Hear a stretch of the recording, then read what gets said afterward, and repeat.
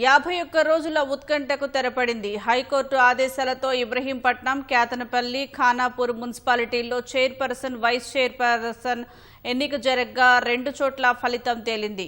Ibrahimpatnam, Kethanapalli పురపీఠాలను BRS గెలుచుకోగా గందరగోళంతో Khanapur ఎన్నిక ఆదివారానికి వాయిదా పడింది. 2 చోట్ల విజయంతో ప్రజా తీర్పే గెలిచిందంటూ బీఆర్ఎస్ హర్షం వ్యక్తం చేసింది. రంగారెడ్డి జిల్లా ఇబ్రహీంపట్నం మున్సిపాలిటీ పీఠాన్ని బీఆర్ఎస్ దక్కించుకుంది. నాటకీయ పరిణామాల మధ్య జరిగిన ఎన్నికలో చివరకు ఫలితం తేలింది. BRS councillor టేకుల Sudarshan Reddy chairman గా, బీజేపీ కౌన్సిలర్ ముత్యాల శ్యామల వైస్ చైర్పర్సన్ గా ఎన్నికయ్యారు. ఈ మున్సిపాలిటీలో 24 వార్డులుండగా బీఆర్ఎస్ 13, కాంగ్రెస్ 8, బీజేపీ 2 వార్డుల్లో గెలుపొందాయి. ఒకచోట స్వతంత్ర అభ్యర్థి విజయం సాధించారు. బీఆర్ఎస్ నుంచి గెలిచిన 19వ వార్డు కౌన్సిలర్ ఆకుల యాదగిరిని తమ చైర్మన్ అభ్యర్థిగా కాంగ్రెస్ ప్రతిపాదించింది. ఉత్కంఠభరితంగా సాగిన ప్రక్రియలో బీజేపీ మద్దతుతో బీఆర్ఎస్ పురపీఠాన్ని కైవసం చేసుకుంది. దింపుడు గల్లంగా 3 సార్లు కోర్టుకు పోయిండ్రు. ఒకరి మీద ఒకరు పోయి ఏదో ఆపాలని ఒక ఆలోచనతోటి 51 రోజు జరిపినటువంటి సందర్భం. ఆ 51 రోజు మా యొక్క కౌన్సిలర్, పార్టీ కౌన్సిలర్లు మొత్తం మంది ఏకతాటిగా ఒకసారిలో ఉండి పద్ధతితోటి 51 రోజులు దీక్షతోటి ఉండి ఇవాళ ఎన్నికలు గెలిపించుకోవడం జరిగింది. చైర్మన్, వైస్ చైర్మన్ గెలవడం జరిగిందని చెప్పి ఈ సందర్భంగా మనవి చేస్తా ఉన్నా. ఖచ్చితంగా రేపు భవిష్యత్తు బీఆర్ఎస్ పార్టీయే, కేసీఆర్ గారి నాయకత్వమే అని చెప్పి వాళ్ళు విశ్వాసం వ్యక్తం చేస్తా ఉన్నారని చెప్పి తెలియజేసుకుంటూ జై తెలంగాణ. విజయవంతంగా ధర్మమే గెలిచిందని చెప్తున్నారు. వాళ్ళు బైకాట్ అయ్యి వెళ్ళిపోయింది. మనం 14 మంది ఉన్నాం, 14 మంది ఏకగ్రీవంగా చైర్మన్, వైస్ చైర్మన్ ఎన్నిక. ఇన్ని నాటకీయ పరిణామాల మధ్య మీరు గెలిచినది ఎట్లా అనిపిస్తుంది?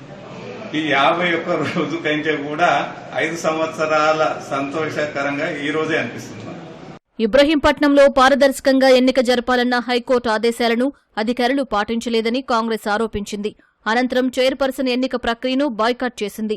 కోర్టులోనే తేల్చుకుంటామని స్థానిక ఎమ్మెల్యే మల్రెడ్డి రంగారెడ్డి అన్నారు. ఇబ్రహీంపట్నం అభివృద్ధికి ఒక శాసన సభ్యునిగా కోట్లాది రూపాయలు తెచ్చిపెట్టడానికి మా ప్రభుత్వం ఇక్కడ ఉంది. నేను వీళ్ళందరికీ ఒక్కటే చెప్పిన, మీరున్నవన్నీ కూడా ఇంకా కోర్టులో ఉన్నది కాబట్టి కోర్టు ద్వారా మా కౌన్సిలర్లకు చెప్పింది అదే. కోర్టు ద్వారా రేపు ఏదైనా జరుగుతుంది. మీరు ఏ మాత్రం కూడా మీరు ఇక్కడ తొందరపడి అక్కడ ఎలక్షన్ ఆపడం కరెక్ట్ కాదు, జరపనీయండి అని చెప్పి బైకాట్ చేసినాం. రాష్ట్ర వ్యాప్తంగా ఉత్కంఠ రేపిన మంచిర్యాల జిల్లా కేతనపల్లి పురపీఠాన్ని బీఆర్ఎస్ సిపిఐ కూటమి గెలుచుకుంది. ప్రశాంత వాతావరణంలో చైర్పర్సన్ ఎన్నిక జరిగింది. మంత్రి వివేక్, ఆయన తనేడు పెద్దపల్లి ఎంపీ వంశీకృష్ణ సహా కాంగ్రెస్ సభ్యులెవరూ హాజరు కాలేదు. 22 స్థానాలున్న కేతనపల్లి మున్సిపాలిటీలో బీఆర్ఎస్ 10, సిపిఐ 4 చోట్ల విజయం సాధించింది. కాంగ్రెస్ 7 స్థానాలు, స్వతంత్ర అభ్యర్థి 1 గెలిచారు. స్థానిక ఎమ్మెల్యే మంత్రి వివేక్ ఎక్సాఫిషియో సభ్యుడిగా నమోదు చేసుకున్నా కాంగ్రెస్ కు చైర్మన్ పీఠాన్ని గెలుచుకునేంత బలం లేకపోయింది. ఈ కారణంగా ఎన్నికకు కాంగ్రెస్ హాజరు కాలేదు. BRS councillor Godisela Sandhyarani chairperson గా, CPI councillor Mittapalli Saritha vice chairperson గా ఎన్నికయ్యారు. ప్రజా తీర్పు గెలిచింది. ఇన్ని రోజులు ఫలితం గెలిచింది. అంటే ఇన్ని రోజులు బాధపడుకుంటా కుటుంబ సభ్యులతో దూరంగా ఉండి ఏ పండుగలు జరగకుండా 51 రోజు అవుతుంది వాళ్ళకి. గెలిచింది, ఇక సంతోషమే, ప్రశాంతంగా జరిగింది. ఈ మంత్రి గారిని కలిసి పని చేసుకుందాం.